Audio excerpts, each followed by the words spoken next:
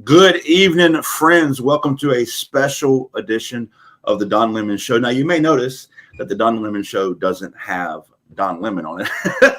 That is because he is taking a much-needed break, and I'm glad that he is. This is a good reminder for everyone that with all the doom and despair in the news these days, if you're able to take a break, do it. But what he has done is asked a few of us to fill in for him this week. And so it's me, Jolly. Hey to the chat. I see you guys showing some love. I appreciate it. I'll be covering in today at 5 here, as well as Wednesday at 5. So you get to see my beautiful mug. And today's fit is not a Lemon Live Nation shirt. It's a Fuck Ice shirt. And we will be talking about that. Listen, the big ugly bill is the topic of the conversation today. You may feel like, hey, this is what everybody's talking about. It's because we must keep talking about it. Right now, as we speak, it's in the Senate. And so we're going to update you on where it's at, what's happening. We're going to talk about how, why it's still there. We'll kind of break through this. But during this live today, we want to talk a little bit more about what else is going to happen if this bill passes the Senate. And by the way, I also want to talk about, is there any hope of it not passing the Senate? I do have a special guest who'll be joining us around 5:30 today. Senator Cory Booker has agreed to join the live. So we'll get a live update from Senator Booker when he gets in here where the bill is right now. But as of the last time I spoke with the senators, which was about an hour ago, they were, like the headline says here, they were hunkered down for a long day of votes. So just to explain real briefly, if you're not super, literate about the Senate, right now what Senate Democrats are doing is they are proposing a bunch of amendments. And the sole purpose of doing that is these amendments have to be voted on. So the longer that these amendments are voted on, the more it pushes the ultimate vote for the big ugly bill down the road. And so they're expecting to be here past midnight tonight before this bill goes to vote. And the purpose of that is to give you, the American people, a chance to know what this bill does, know who it affects, call your senator and say, vote no on the big ugly bill. With that, Peter is going to be joining us so we can kind of dig into the weeds here, where we are and kind of where we're heading. Peter, where are we at? Jolly, what is up, brother? We have talked many a time behind the camera, but never, I think, together on camera. It's very good to be with you.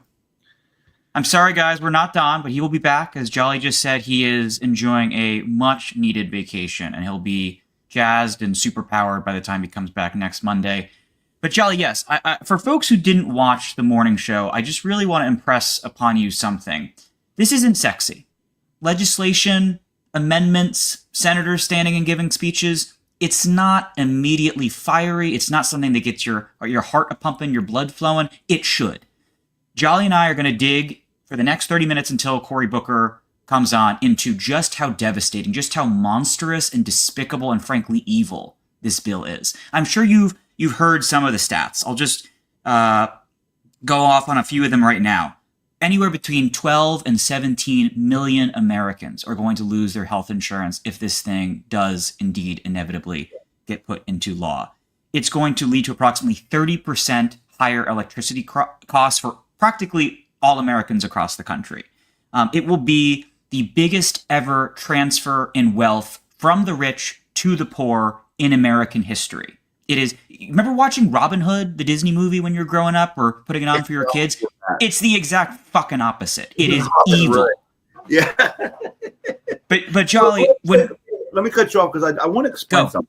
Because sometimes I think when we hit these bullet points, people don't really know what we're talking about. So when we talk about 30% increase of electricity costs, I want to explain to everyone in the live right now so that you can go and explain it to your family and friends when this live is over, why the electricity cost is going to go up. So in our, a budget that we have in the government for basically powering our country, Built into that is renewable energy, clean energy. We've built into the bill over time, we're going to add clean energy and renewable energy to our grid. Whenever we add energy to the grid, it alleviates energy costs because the demand is the same, but you add supply, it decreases cost. I hope that makes sense to everybody. Well, because the Trump campaign is hell-bent, the Trump regime is hell-bent on nixing clean energy and nixing renewable energy, they're actually going to, through this bill, they're going to take renewable clean energy out of the future of our power grid.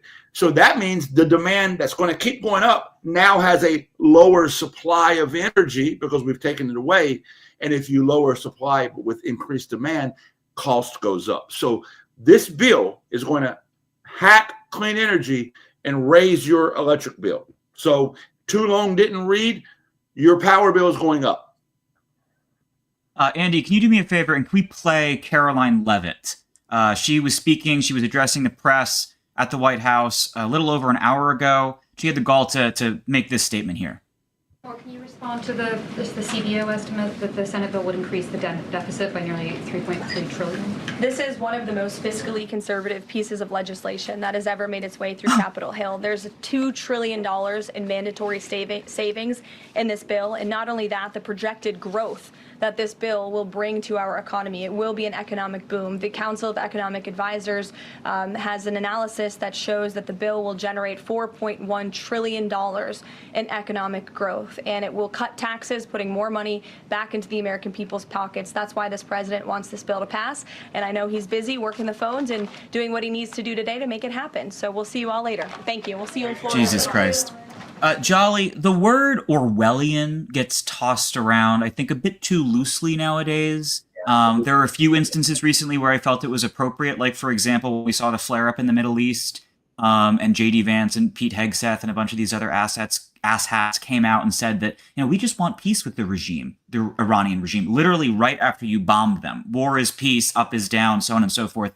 This is another instance where I feel like the term Orwellian feels kind of appropriate. The most fiscally conservative piece of legislation ever to come out of Congress.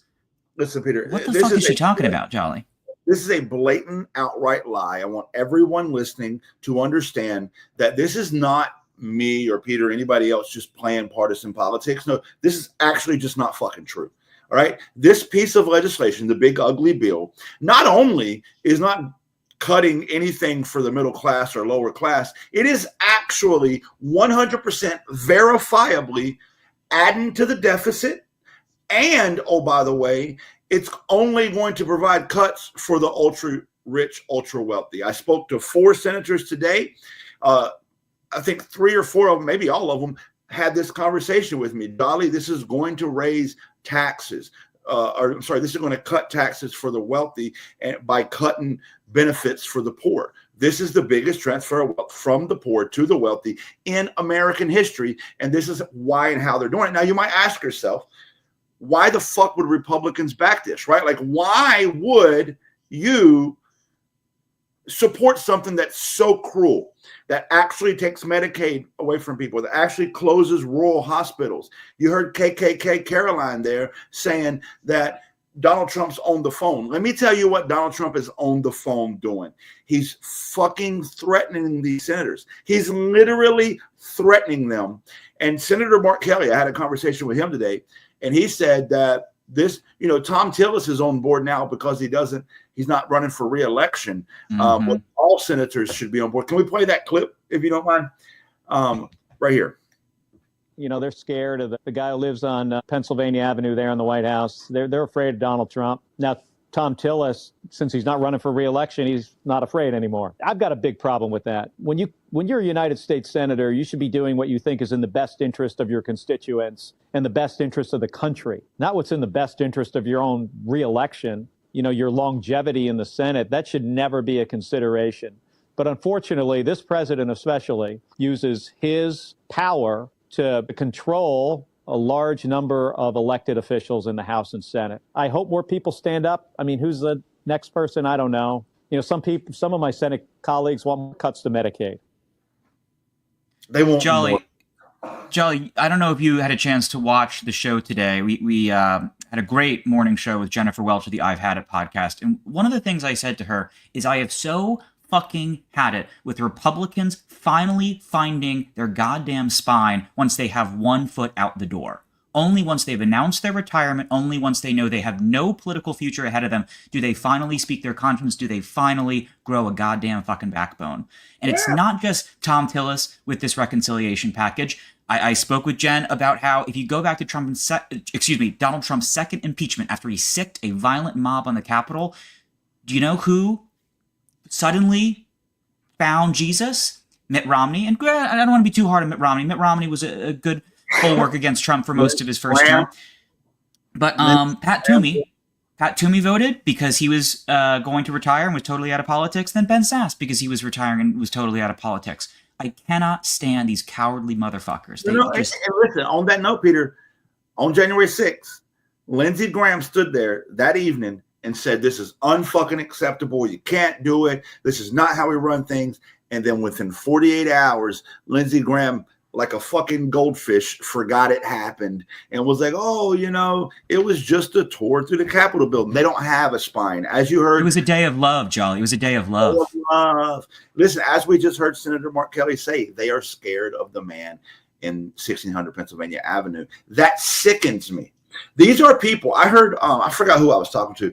I want to say it was Senator Schlotkin. I'm actually pretty confident that's who it was. I was recently talking to Senator Schlotkin of Michigan, and she said, she is shocked by, she sees these people. Think about it. You're a United States Senator.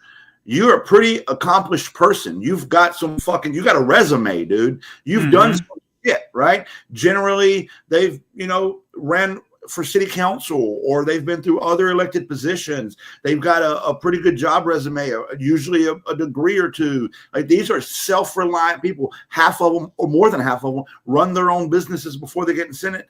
And she was making the point that these are people who are really accomplished, successful people who can stand on their own two legs, and then they get in Senate and they bow down and kiss the ring of this man as if now they don't have an independent thought in their brain.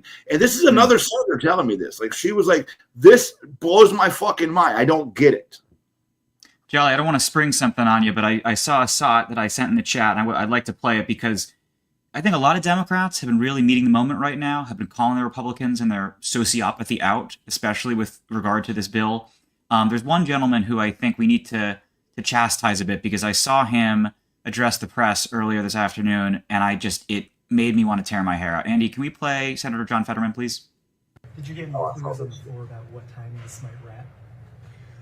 Oh my God! I just want to go home. I've already I've missed our entire trip to the beach. My family's back before we that. So and again, I'm going to vote no. There's no drama.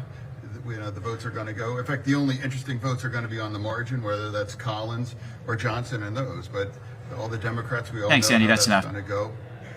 I'm sorry, Jolly. I just want to go home. I already missed my trip to the beach.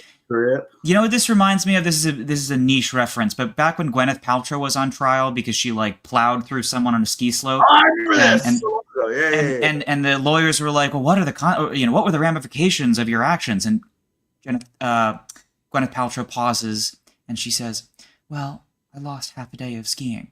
Now, granted, funny when Gwyneth Paltrow does it, not so funny when John Fetterman, a sitting U.S. senator who actually has the power to persuade his Republican colleagues to not vote for this flaming dumpster fire piece of legislation. He's like, I just want to go to the beach.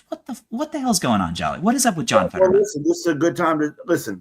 You mentioned Collins and Murkowski, and you heard him say there's some people on the fence. Right. His job right now, for those of you who don't understand, your job as a Senate Democrat right now is to be convincing those Republicans to fucking vote no, to show them the letters from your constituents saying, if this bill goes through, this is what happens to my real life. And I was on Capitol Hill a week ago. They had a big rally outside, and I talked to people directly. You can go to my page and watch the video. But I talked to people who were literally going to lose their, not only their Medicaid, but also their well-being, their income, if this bill passes. So what John Fetterman is supposed to be doing is taking those stories to these Republican senators and saying, hey, these are motherfuckers who live in your district. Are you going to just let them go down in flames? Because I'm going to talk a little bit more in detail at 5:30 whenever Senator Booker's on. I'm going to talk in more in detail about the 2017 vote to repeal ACA and the famous John McCain thumbs down.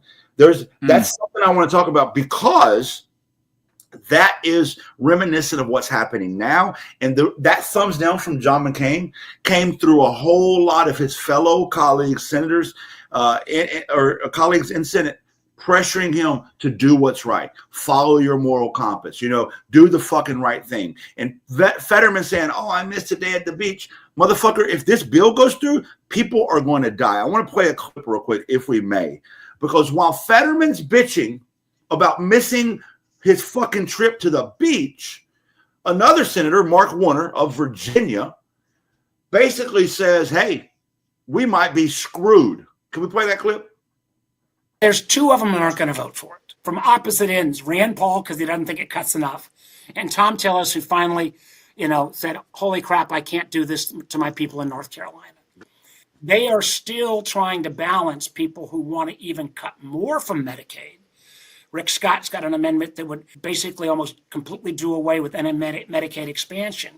And then you've got Susan Collins and Lisa Murkowski and others who are saying, no, these are too far. In a rational world, I would feel good that we could kill this. In a world where a lot of these guys seem so obsequious to Donald Trump, we may be screwed.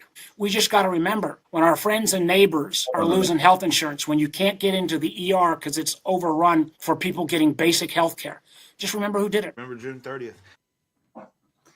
So while John Fetterman's bitching about missing the day trip, here's Senator Mark Warren saying to us, hey, we might be screwed. Yeah. Dude, it's painful that this is reality. Like, it on one side, it enrages you. Like, who the fuck can I just, punch in the fucking teeth? But on the other side, it saddens me deeply as an empath that this isn't, when you mentioned earlier, 12 to 17 million people are going to lose health care. These are real life fucking people. And oh, by the way, Peter, hospitals are like businesses, especially in America, where we have commoditized fucking healthcare. We shouldn't, but we do.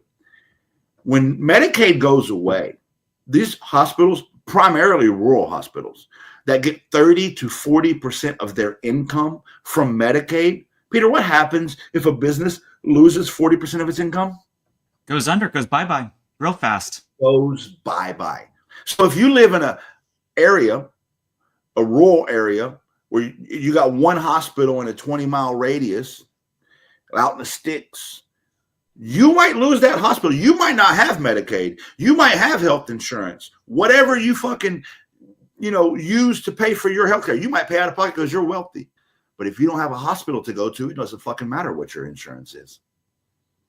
It doesn't matter. We had, I think it's Jonathan Cohn. I might be butchering his name. Forgive me.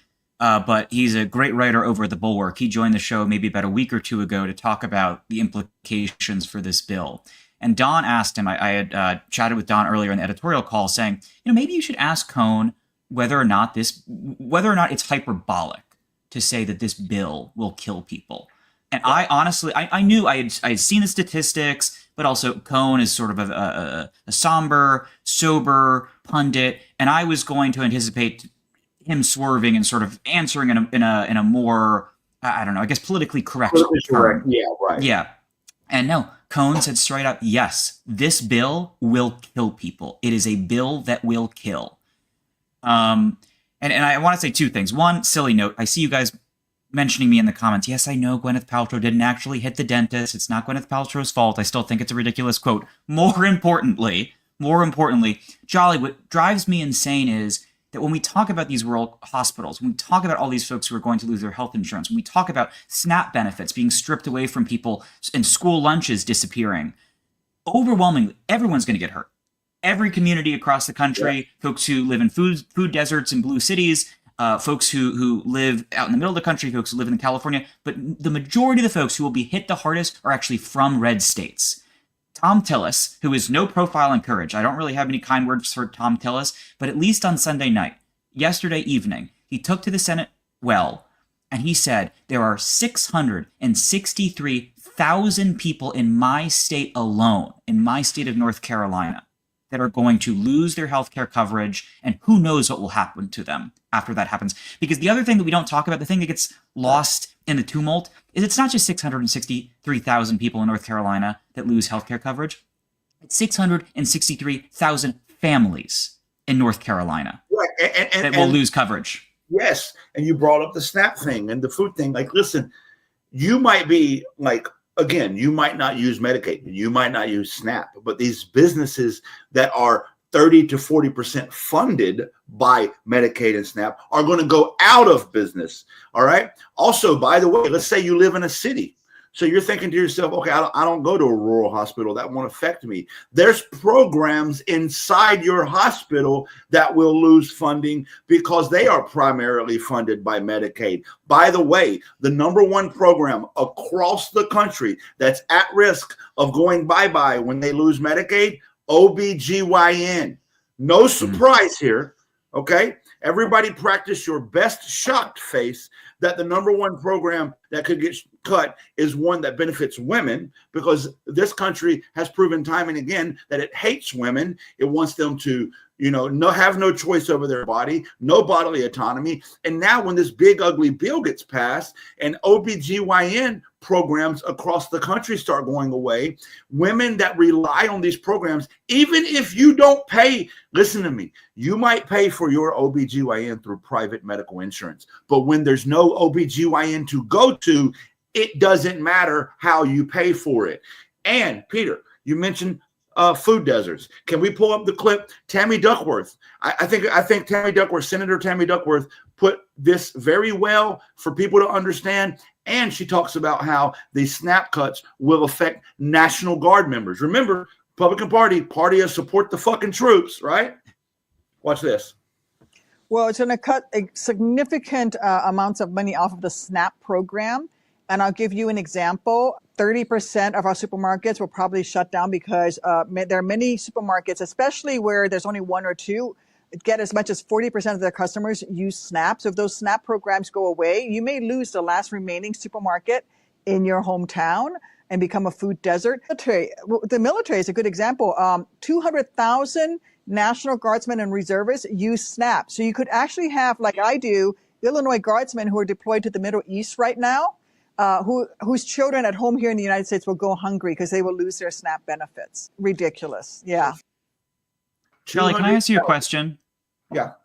Why are Republicans so intent to kill their own people? Why do they have such disdain for their own constituents, for their own voters? Because as Nikki and Jennifer Welch and I talked about this morning, and as I referenced a second ago, everyone's going to be hurt by this, but overwhelmingly it's poor folks in red states. Why do they hate their own voters? Why do they just show such a lack of respect and a lack of love for the people who actually put them into office? Dude, listen, I've asked the same question. So first of all, the question you said you asked about will this bill kill people? I've asked that directly to multiple House members and senators. And when I first started asking it, I, like you, thought they might water it down a little bit, or maybe not. Mm-hmm. Well, I don't want to say it's going to kill people. Nope. Every fucking person I asked, yeah, it's going to kill people. Yeah. And so this is abundantly clear. So these senators that are voting for this bill, they know it will kill people. They know. And so I've also asked, I've asked this question 100 fucking times to everybody I interview, representatives in the House, senators. I asked them all. Like, why would senators, or why would anybody, why would House Republicans, why would Senate Republicans vote for this? And literally nobody has a good answer, because the real answer is this: self-preservation. They're worried about not getting reelected. They're worried about Donald Trump and all the rich people and all his rich, sycophants primarying them. Also, by the way, let's not forget this very important point. They're worried about MAGA wackadoodles showing up to their front door because we've seen them do it. We've seen them show up to the Pelosi household with the hammer. We saw them show up to the FBI headquarters with a nail gun. We've seen them drive cars through crowds. We've seen them show up to Minnesota legislators' homes fake dressed as police, and on and on. The list is long. Like, these people really are out here targeting those who turn against. These are the same people. Let history not forget. These are the same people that showed up to January 6th and drew up a gallows for Mike Pence because Donald Trump said he's a traitor, right? So what these Republican senators and House Republicans as well, because the House is the one that sent this fucking bill to the Senate, what all these Republicans are worried about is two things: getting primary because the party turns against them, which is a really weak, feckless thing to worry about, and then the wackadoodle show up to their front door because they've decided to align themselves with the party that is actually a fucking cult. So here's what confounds me, Jolly. Nothing that you just said is wrong. You're spot on, 100%, everything you said. What confounds me is that this is not some secret the two of us have stumbled upon. Everyone knows this. Everyone in Washington knows this. All of these lawmakers know it. I'm thinking specifically, there was a soundbite about a month, maybe 6 weeks ago, where Lisa Murkowski, not caught on a hot mic. She was speaking before a crowd. She knew she was being filmed, and she said, yeah, over the last few years, over the course of the Trump era, there have been times where I have been quote unquote terrified. That she's been scared shitless. She highly, or rather heavily implies that she felt for her own physical safety. Yep. And I am genuinely, earnestly sympathetic for Lisa Murkowski and for the other senators and the other lawmakers who have felt that way over the course of the last several years in the Trump era. But why do you not do anything about it? Why do you not do anything about it? Again, going back to Lisa Murkowski for just a second, she crowed until the cows came home all of last week about how she has so many problems with this bill. She even fought tooth and nail to get a carve-out for Alaskan SNAP benefits. Of course, the Senate parliamentarian then rejected that, so much for that. As they should. But then guess what? She ends up voting for the bill anyway, so what was the point of that, Lisa Murkowski? Right, she voted. So she voted to move the bill forward. Now, listen, I want to, and this is not me saying this is like, I'm not trying to justify shit, but I low-key agree with the vote to move the bill forward because we needed to get here where we can vote. Here's why. We have to, if we just stay in this perpetual state of not moving the bill forward, you can't kill the bill. Okay. And how many more notes were we going to take? How much more shit were we going to scratch out? How many more line items were we going to debate? We know what the bill is. We know the bill's garbage. Kill it. Just kill the fucking bill. And if it would have stayed in the motion to proceed stage, this is where you said earlier, legislation's not fucking sexy. It's not sexy. So if it would have stayed in the motion to proceed stage, then the bill lives. In fact, the longer it stays there, the more Republicans have a chance to attach more shit to it. Because, by the way, the bill, the current version of this bill is worse than when it left the House. I want everybody to know that.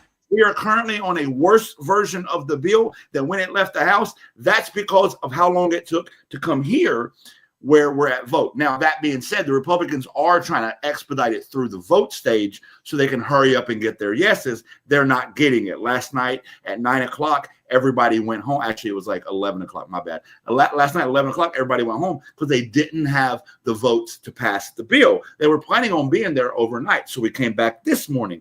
They currently don't have the votes to pass the bill. Let me give everybody an update. The current no's, as you heard Mark Warner say a minute ago, or whoever it was, but the current no's are Rand Paul, for all the wrong reasons, by the way. Rand Paul's voting no because he doesn't think it cuts Medicaid enough. How gross is that? Pardon me, guys. We have Senator Booker here. Oh, amazing. Fantastic. Here we go. Amazing. Senator Booker. Hey, Jolly. It's good to see you, man. It's great to see you. I appreciate you joining me such last minute. You just got off of a TV hit, my understanding. So you are making the rounds. Yes, sir. What we're talking about, Senator, and I'll bring you right into the conversation because I know you're more than prepared to have it.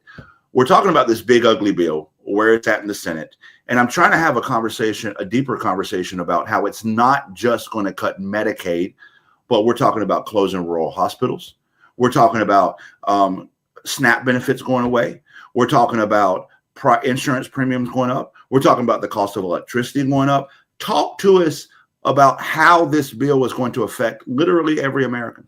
So first of all, working class Americans should understand that this is the biggest wealth transfer in any bill in generations. The average working class person who's in the bottom quintile of earners, this bill is going to cost them hundreds and hundreds of dollars a year, and transferring that wealth up to the top earners, a top quintile of earners, people earning $1 million or more a year, they're going to get thousands and thousands of dollars of benefit. So it's literally taking resources from low-income, hardworking people and giving them to the wealthiest. And you're right. The damage it's going to do to food supports, for programs for the disabled, for programs for our elderly, the damage it's going to do to rural hospitals. And frankly, I know there's a lot of talk about the rural hospitals because the Senate is an agrarian body. Remember, Montana, Wyoming, North Dakota, South Dakota, a lot of rural hospitals. But even in big urban centers from Chicago to New York to Los Angeles to Houston, they're going to lose a lot of money for their hospitals as well. In addition to all of that, people who have healthcare premiums through the Affordable Care Act are going to see their premiums go up by nearly $1,000, $900+. People who have energy costs. In my state, energy costs are going to go up between 20 and 30% more for their energy bills. And the jobs for people who are in construction jobs, people who are in the clean energy jobs, is going to cost us millions and millions of jobs as they claw back a lot of these resources that we were putting out there to help us to build out our clean energy grid and do more great energy projects that were being funded through a lot of the tax credits and more that we did during the Biden administration. So this is a gutting and cutting of jobs, of food aid, of health care, of Medicaid, of hospitals, and more, all adding to the increased costs of the average working American. And listen, there's something, so that sounds horrible. That's doom and gloom, because it is. And I've been on the Hill. I've talked to you several times, talked to many senators, and I've asked everybody, can we stop this? Every senator and House Republican House Democrat I've talked to has brought up the 2017 ACA repeal as an example of how this might go down. And I want people, since I got you here, I want people to understand what happened in 2017 and how that gives us a little bit of hope today. Yes, and we have two tranches because we have the 2017 fight here in the Senate, but we can also redo the 2017 fight where we weren't in 2017, fight it in the House. By what do we mean by that? In 2017, we convinced 3 senators, Susan Collins, Murkowski, who are still here, plus John McCain, to flip their votes and save the Affordable Care Act. Now we need 4. We've got 2 already. You were talking about it before, Rand Paul, and then we also have Tom Tillis. But we need Murkowski, Collins, we need Curtis or Josh Hawley. We need somebody to recognize the truth of what this bill is going to do to their states, to their communities, to families, and step up and do the right thing. That's why we drew this out as much as we can, because the more stuff that's coming out about this bill, the more pressure is being put onto people. And I'm seeing a lot of creativity being done to wake up folks. In fact, there's a person I know who is helping to put pressure on the businesses that support some of these senators to tell them, hey, we're going to have less money to spend at your business. Why aren't you stepping up and saying, this is going to hurt the economy of my state, this is going to hurt my customers?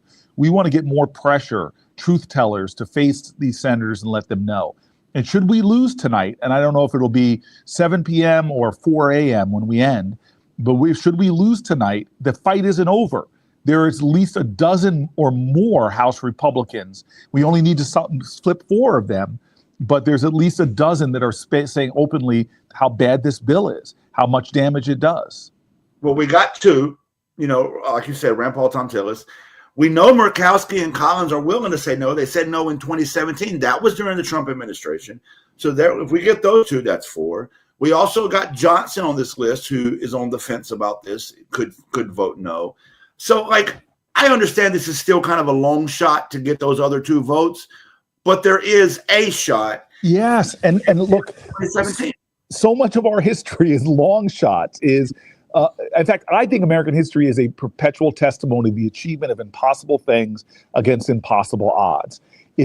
Baldwin said at the end of his book, he said, I know what I'm asking you is impossible, but the impossible is the least we can demand. And one is, after all, emboldened by the spectacle of human history. And then he said Negro history in particular, because it's nothing less than a perpetual testimony to the achievement of the impossible.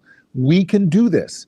If you give up hope, if you surrender your agency and your power to make a change, you're part of the problem right now. We need fighters right now who are willing to fight until the last second is off the clock. We may be down a goal, we may be down a touchdown, but you do not give up until the last second ticks off the clock. And then when we're done, it's not the last game in the match, in the series. We get to go over to the house and fight all over again. And listen, does it do any good? I mean, we tell people, call your senators, call your senators, call your senators. And I hear people ask me all the time in my comment section and in person, Jolly, does that do any good? Yes, I'm a senator. I told you this story, Jolly, in January, February. People are getting in my face. I know my team is telling me I got to get on the floor and vote on this vote here. But Jolly, I was moved by my own. I did that 25-hour stand because my constituents were saying you're not doing enough. I did the 12 hours, 14 hours on the Senate steps. I've been pushing myself to think of new things because my constituents have been demanding it. Power concedes nothing without a demand. That's what Frederick Douglass said. If there is no struggle, there is no progress. We need your struggle right now. Be in the fight. Be in the struggle. Let's get this done. Let's not give up on each other, and let's not give up on our country.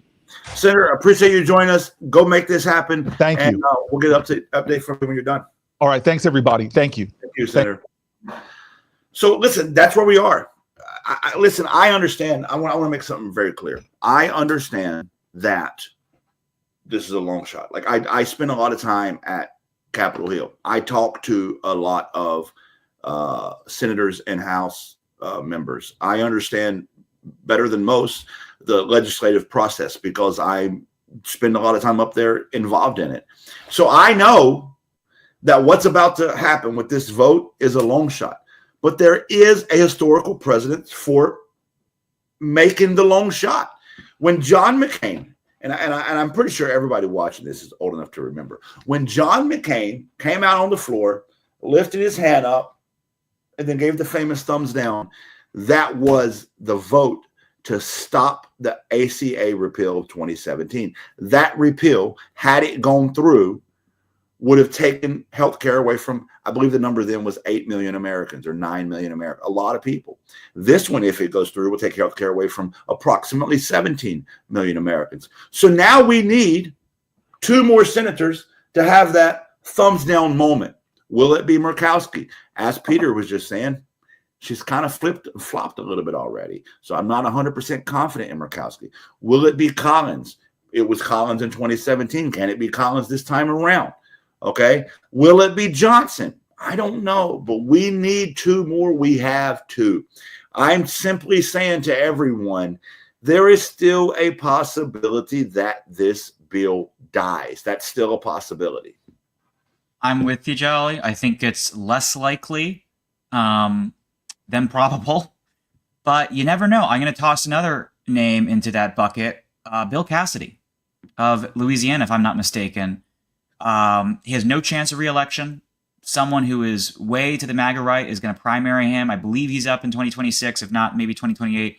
But I feel like he is burned right now. He's really upset with how RFK Jr. just blatantly lied to him about how he would handle vaccines and a host of other issues related to health and human services. Blatantly lied. Yeah, I could see something like that happen. But again, don't hold your breath. Don't hold your breath, but listen, because on the flip of that, again, I'm simply saying from a very logical point of view, there is a possibility. Yes, possibilities doesn't always equal plausibility, and the plausibility that 2 senators will grow a backbone, I don't know that it's there. Let me tell you why. When this bill was in the House, we only needed 4. We got 2 people to vote no. Then 2 people voted present, meaning they could have voted and chose not to. and then one person simply didn't vote. So there was 3 people that could have voted no with these 2 to kill it in the House, and they didn't. So trust me, I don't really see, you know, these Republican senators growing a backbone when these Republican House members couldn't. I'm simply saying, so that everybody understands how this game is played, there is a possibility of that 2017 moment happening again. And man, I hope it does. But listen to me closely. It will only happen if you call your senators. And let me here, I'll give you the number. I'll tell you the number right now that you can dial to call your senators.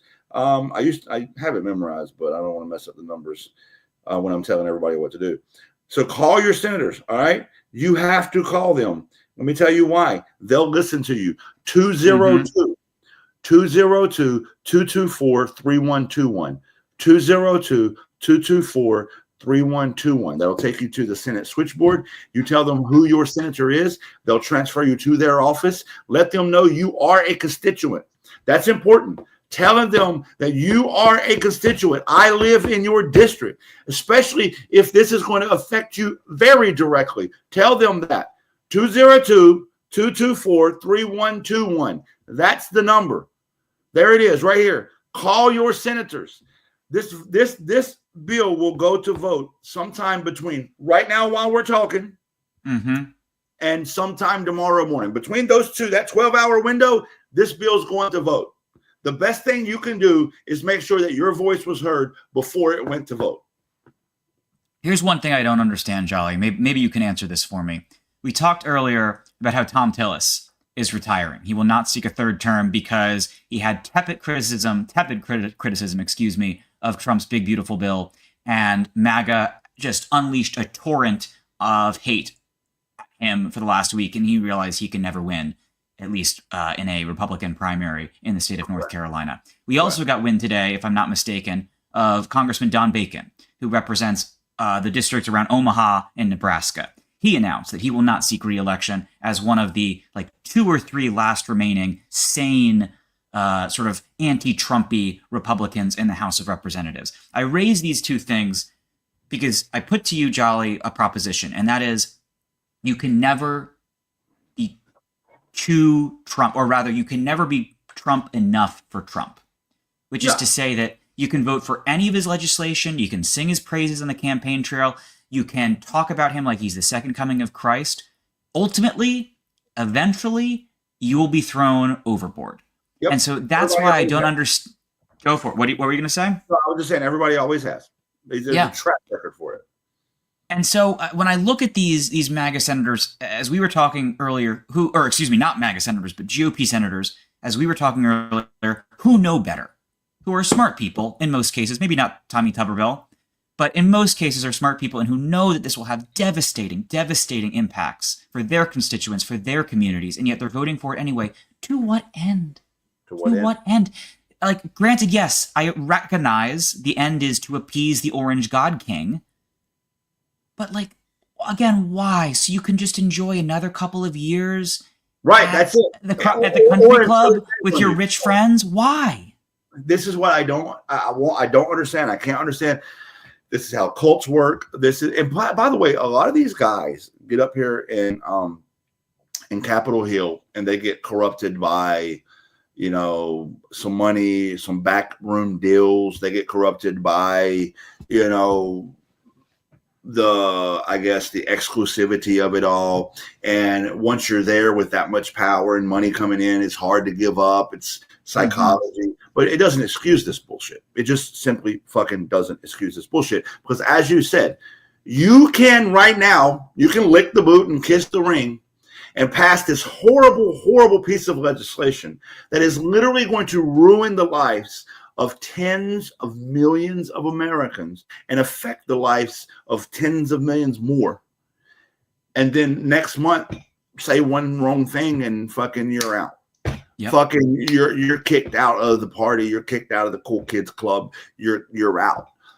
So this is how Trump world works. This is how white supremacy works. White supremacy survives by way of exclusivity. And so, that is how this white Christian nationalist cult is working by the rules that they already know. They know the rules of exclusivity. That's how white supremacy works, right? If you don't look like me, talk like me, dress like me, brush your hair like me, think like me, pray like me, then you can't hang around me. That is how white Christian nationalism works. And that's the backbone of the MAGA movement. And so therefore, that is how Trump works. That's how MAGA works. And as soon as you don't think like me, talk like me, dress like me, walk like me, brush your hair like me, pray like me, any of that, you're out. And so why would you ruin people's lives now knowing you could be out later? Stand on something. Yeah. I'm from the mountains. Listen, I'm from the foothills of Appalachia. And there's a saying where I come from.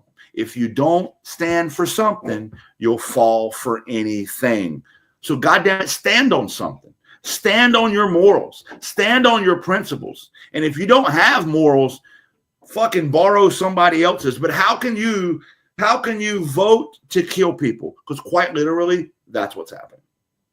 Yeah, and something you said struck me, Jolly, about standing for something. Because you know what? If you fast forward 20, 30 years, no one's going to remember Bill Cassidy's name. No one's going to remember John Thune's name. I would say, with the exception of maybe like a Mitch McConnell, no one is going to remember any of the Republican senators who are currently serving in our nation's higher chamber. You know who they will still remember? John McCain. And I have a lot of things that I don't love about John McCain. Many different, many policy disagreements. But people will remember him for a few reasons. One, of course, he had an inspiring life story. But two, going back to what you said about how he saved Obamacare, he saved his political rival, the man who he ran against for the presidency and lost. You'd think that a lesser man in that moment would succumb to the schadenfreude, would succumb to the temptation to think like, I can get this guy back. He beat me. I wanted nothing more in my entire life than to serve this nation as president. He beat me out, and now I get to ruin his one largest legacy. And no, John McCain didn't do that, because John McCain knew stripping healthcare from 7, 8, 9 million Americans was fundamentally wrong, was fundamentally evil. And so he put his thumb down. And there's a great way for any of these senators. You said we have 2. If we get 2 more, a great way for senators to cement to cement themselves in history and to establish a real legacy. I hope they have the courage to do it. I hope they have the clarity of mind to see that this is a potential path forward for them. And listen, it's not even hard. Like, we're talking about it like it's like literally people are waiting on bated breath. Is this bill going to pass? We believe it's going to pass. Doom's around the corner. And we're talking about like we need 2 more senators, and that's a very hard thing to accomplish. But the reality of it all, it's not super hard to simply say, no, I don't think we should cut Medicaid. Like that's not super hard. But then you got people like KKK Karoline, who we just saw, lying out of her ass. You see them; they're doing some mental gymnastics. Well, this is just people who don't need Medicaid. They're just lazy. Is this not true? Simply not true. This is going to affect millions of Americans who have jobs, millions of children who are, been medically affected by various, disabilities, who they never had a chance to go work a job and get health care, right? So like saying that this is only, trimming the fat is a blatant lie. It's just not true. And oh, by the way, before the program ends, I want to make sure we bring this one thing up. Please. I talked to Senator Van Hollen today, and not only are these Medicaid cuts going to be used to give tax breaks to billionaires, guess what's also in this bill? A package to increase funding for the Department of Homeland Security for the sole purpose of boosting ICE funding. Can we play that clip? Senator, are you telling me that on top of everything else in this big ugly bill, they're also trying to add more funding to Department of Homeland Security for the sake of ICE? Yes. Look, ICE already has plenty of money, and they need to be reined in, because we've seen how ICE under the Trump administration is violating people's due process rights. right? They're taking people off the streets, disappearing them. But what this bill does is provide buckets more money to the Department of Homeland Security and ICE, not to go after people who pose a threat to public safety, but to go after, people who have been living in our communities and contributing for a very long time. They're giving them more money for that. When we talk about cutting Medicaid, they're also having to cut Medicaid because they want to put more money into this bill for ICE on top of those tax cuts for billionaires. That's exactly what's going on. In fact, they wanted I want you to know this. They put such an obscene amount of new money in for DHS and ICE that Rand Paul, very conservative member of the Republican Party, he's chairman of the Homeland Security Committee. He said, that's too much money. We don't need to give them all that money. And so what Republicans did was they ignored their own chairman. They did a runaround. Lindsey Graham got others to put in the money over the objections of Rand Paul. God, all to fund ISIS corrupt operation on the street. We've already seen you go to El Salvador because one of your own constituents was kidnapped off the street by masked agents. Well, no, I mean, people need to have their due process rights, respected. And this president doesn't care about the due process rights of anybody who lives in this country. And, he said the other day, I don't know if I have to abide by the Constitution. I mean, that's what we have, a lawless president. So the big takeaway here is he pointed out that this is not for criminal immigrants that we were told it would be. Obviously, we know it's not. It's a lawless president, you heard him say. But did you hear what he said? That Rand Paul, of all fucking people, conservative Rand Paul said, goddamn, that's too much money for ICE. And they went around Rand Paul, who is the chairman of the committee in charge of this. They went around him to get the money to ICE anyway if this budget passes. Charlie, do you remember? Sorry, go ahead. Finish. I don't have a thought. I'm speechless at the absurdity of it all. Do you remember one of Trump's chief promises? This now the third time that he ran for president. It was he was going to get the bad hombres, the quote unquote bad hombres out of the country. I think he painted a picture in most American minds that within America's borders, we have anywhere from 20, 30, 40, 50 million violent, dangerous, undocumented folks who are committing crimes and are killing people. And he justified massive increases to ICE and the just rank inhumanity that we're seeing from ICE agents as they're sweeping people off the streets, as they're, wearing masks, in some cases in unmarked cars. He justified that with, well, we have so many dangerous criminals roaming around. We have to do this. And so when he now says that we need to increase funding to ICE, I'm so concerned because guess what? We aren't really seeing them going after violent criminals. We're seeing them going after tough students who write op-eds in the newspaper. We're seeing that. No, go ahead. Listen. They're going to courthouses where people are doing this legally. Yes. Right. They're going to the schools where kids are graduating. They're going to workplaces where people are clearly working.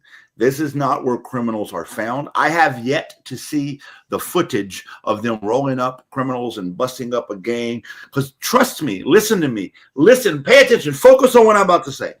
If they had done that, if they had criminals rolled up and gang members and busted up MS-13 and they fucking blew up the gang structure, we would hear about it end to fucking end. It would be wall-to-wall coverage, which brings me to a very important point.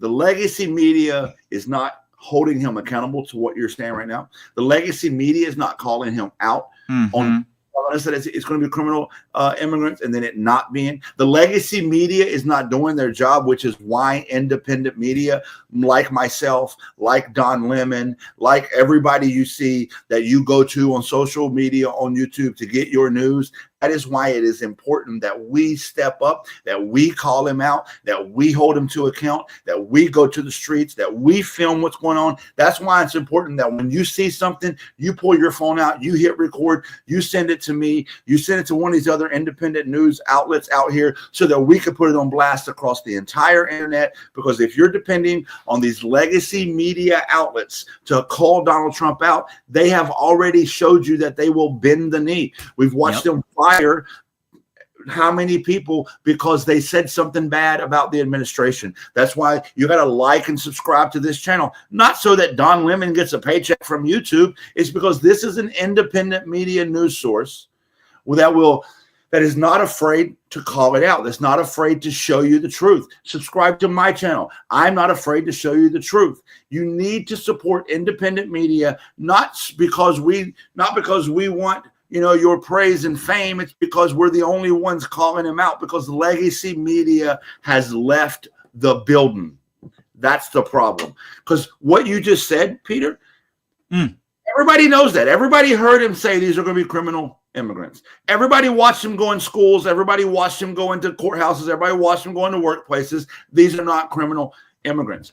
If this was anybody else besides Donald J. for Genius Trump, if it was anybody else besides Donald Jimothy Trump, it would be wall-to-wall coverage about how this, or not what anybody signed up for, how this is corruption at the highest level. We watched the Supreme Court bend the knee to him. Listen, legacy media, which, by the way, the reason the First Amendment exists is because the freedom of the press is one of the greatest freedoms we have as a people, and the legacy media has abandoned their duty to hold this fucking presidency to account, and they've given him the fucking free will to do what he wants without being checked, because they're scared to speak up, because then he'll cut the funding. He'll have their executives fire them. Independent media. That's why we're here. Sorry, Jolly. No, I love your fire. We need it. The Lemonheads need it. We need to call out these motherfuckers for what they do. Can we end with a palate cleanser, something that's nice that directly relates to what we were just talking about? Did you see the news about Ann Seltzer? I did not. So for folks in the chat who might not be super familiar, Ann Seltzer is a legendary pollster. She, I believe, has been affiliated with a number of institutions, most usually with the Des Moines Register. In the weeks leading up to the election, Ann Seltzer put out a poll that ultimately was not reflective of the results that we saw. It, I believe, put Kamala Harris in striking distance, if not outright winning the state of Iowa, which obviously would have been pretty frickin' huge for the election. Now, again, it was not ultimately reflective of what we saw. In the aftermath of the election, after Trump knew he was going to be president, he said he was personally going to sue Ann Seltzer for putting out what was ultimately a poll that was inaccurate. No evidence whatsoever that Ann Seltzer had tampered with it, had in some way put out fake numbers. No. Every once in a while, no matter how good you are as a pollster, sometimes you're going to have a bad sample, sometimes you're going to have an inaccurate bad poll. Of course. Unlike ABC News, unlike reportedly soon-to-be CBS News, unlike a host of these other legacy media channels, Ann Seltzer refused to bend the knee. She refused to kiss the boot. She said, F you, Donald Trump. I am not going to settle. I'm not going to tarnish and sully my decades-long career being known as one of the most accurate, the most legendary, the most respected pollsters in this entire country by giving you or your presidential library a few $1 million for bullshit reasons. She refused to settle, and guess what? Today, just a little over an hour ago, we got word that Donald Trump dropped his suit against her. Good. And I raise this all just to say, do not fucking bend the knee. Do not fucking kiss the boot. Stay true to your principles. Respect yourself. And many times, good will prevail. And don't forget, Taco, Trump always chickens out. Trump always chickens out. Always chickens out. Listen, Trump always chickens out. I'm saying this to the Republicans in the Senate. If you stand up to Donald Trump, I promise you, he always chickens out. In the end, by the way, I want to say something. This isn't just. There's an Alan Jackson song. I won't sing it for you, even though I could serenade you all with my Alan Jackson singing. But there's an Alan Jackson song that says, here in the real world, the boy doesn't always get the girl, and the good doesn't always win. Because that's just how it works here in the real world. And you're right, good doesn't always win. That's why Donald Trump is our current president. But what I firmly stand by is standing on principle, standing on morals, standing on what's right, in the end will always win. So stand up to Donald Trump. Stand on your morals. Trump is a coward. The dog that barks the most never bites. He's just trying to wake up the other dogs to protect him. And Donald Trump is a coward. I'll say that emphatically. I'll say it to his face. Donald Trump's a coward. Donald Trump doesn't have a fighting bone in his body. Donald Trump takes advantage of people. That's what insecure cowards do. That's what bullies do. They take advantage of people when they're able to, because that's how they make themselves feel better about themselves. That being said, we're at the 6 o'clock hour. I think, Peter, I don't know if you agree with me, but I think we should remind everybody about the merch store. I think you're right. Because I'm saying that because Don owes me some merch. Damn it. Don, where you at? My fucking shirt at, Don? That's the one I want right there. The black one with the lemon lime. It's dope. The black is nice. What does that say? The old people be knowing mug. That's one of Don's sayings. He says it all the time. That's a good one. Oh, that's new. I don't think I've seen the popcorn. Turn the TV off. Well, we'll say that in a second. Shouldn't get ahead of myself. Oh, that popcorn bag is very cool. So these are good. These are good, fancy merch that Don's going to send. Very fancy. Send me a shirt, Don. Jolly, thank you so much for joining us today. It was so cool to co-host this little shindig with you. Where can people find you if they want to just continue consuming all good, jolly goodness? Yeah, if you want to hear me scream into my phone, I'm a redneck with a phone who likes to scream.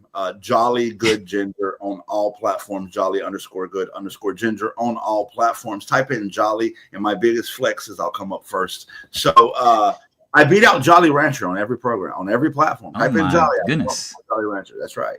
So thanks for having me.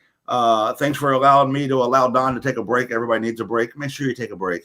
And until next time. Thanks, Jolly. See ya. Lemonheads, you can be informed without being inundated. Turn this TV off.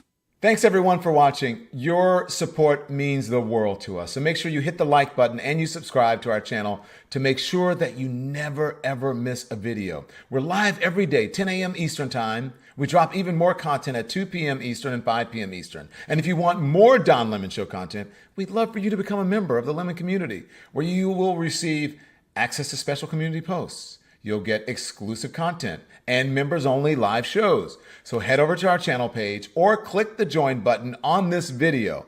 Again, thank you for watching. We appreciate your love and your support, and we will see you next time.